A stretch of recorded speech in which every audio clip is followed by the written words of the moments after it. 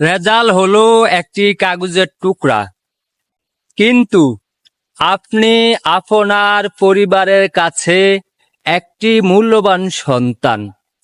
আপনার জীবনের অনেক মূল্য রয়েছে।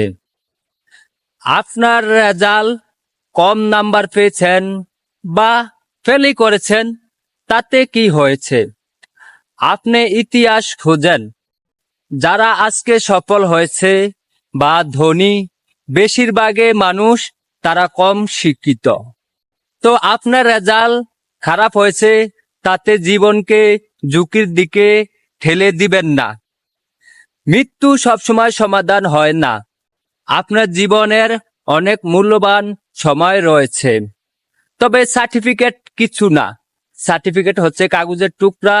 জীবনকে সুন্দর মতন গুছিয়ে নিন, আবার চেষ্টা করুন, দেখবেন আপনার জীবনে সফলতা এসে গেছে। এতে করে আপনার পরিবার, আপনার ভবিষ্যৎ সুন্দর হবে, সফল হবে। তো জীবনকে সুন্দর মতন সাজিয়ে নিন। যারা লেখাপড়া খারাপ রেজাল্ট করেছেন, হতাশা হওয়ার কিছু নেই।